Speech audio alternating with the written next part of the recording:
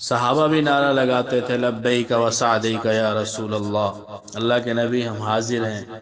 ہم بھی نعرہ لگاتے ہیں لبیک یا رسول اللہ، لیکن ہمارا نعرہ ہمارے سروں سے اوپر نہیں جاتا۔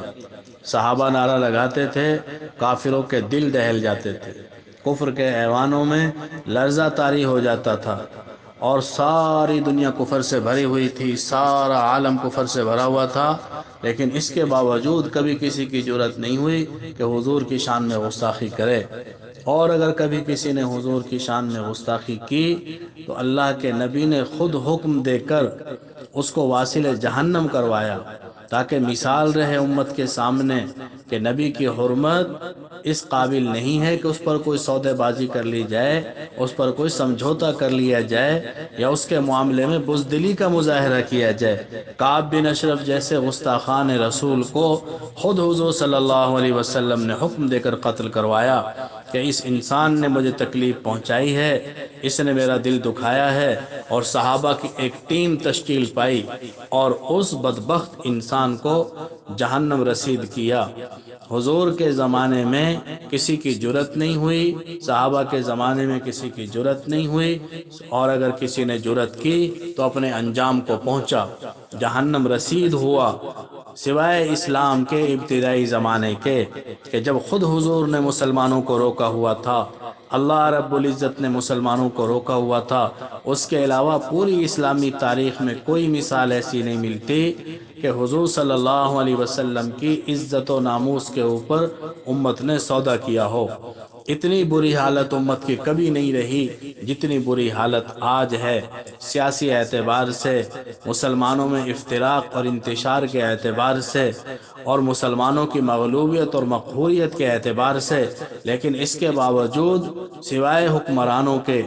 سوائے ان لوگوں کے کہ جن کے ہاتھوں میں زمام اقتدار ہے، کوئی مسلمان غریب سے غریب، ان پڑھ سے ان پڑھ، بد عمل سے بد عمل حضور صلی اللہ علیہ وسلم کی عزت اور ناموس پر کسی قسم کا سمجھوتا کرنے کو تیار نہیں ہے۔ لیکن بات یہ ہے کہ صحابہ بھی یہ نعرہ لگاتے تھے، ہم بھی یہ نعرہ لگاتے ہیں، ہمارے اس نعرے کو ہمارے مسلمان حکمران اہمیت دینے کو تیار نہیں ہیں۔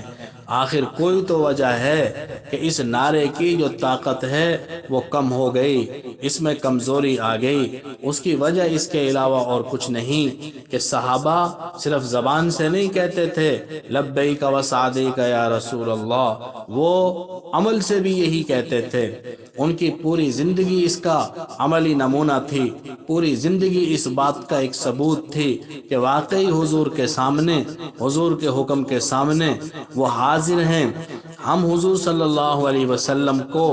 اپنی حاضری بتاتے ہیں، لیکن زبان کی حد تک نماز کا اہتمام نہیں، روزے کا اہتمام نہیں، روزہ ہے تو شرائط اور آداب نہیں، روزہ ہے تو تراویح نہیں، تراویح ہے تو تلاوت قرآن نہیں۔ صحابہ رضی اللہ عنہم اجمعین نے اپنے عمل سے ثابت کیا کہ ہم حضور کے ہر حکم کے سامنے حاضر ہیں۔ تو آج امت میں جو یہ کمزوری آئی ہے کہ جو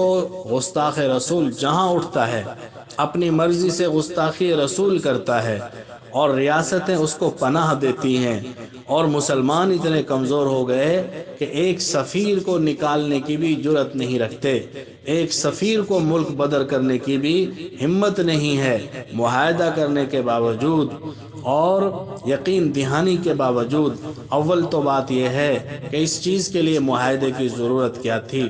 اس بات کے لیے کسی جماعت کے نعرے کی ضرورت کیا تھی، مذہبی جماعتوں کو میدان عمل میں آنے کی ضرورت کیا تھی، روڈوں اور سڑکوں پر آ کر اس بات کو کہنے کی ضرورت کیا تھی۔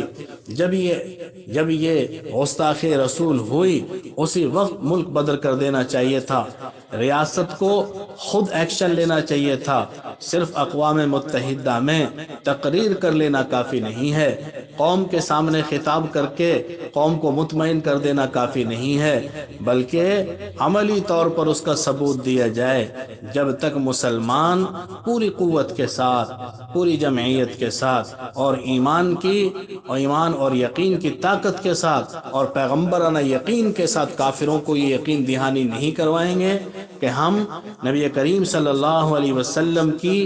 इज्जत और हुर्मत पर कोई समझौता करने को तैयार नहीं है। उस वक़्त तक मामलात इसी तरह चलते रहेंगे। हर रोज़ कोई बदबख्त उठेगा और वो अपनी बदबख्ती दिखाएगा।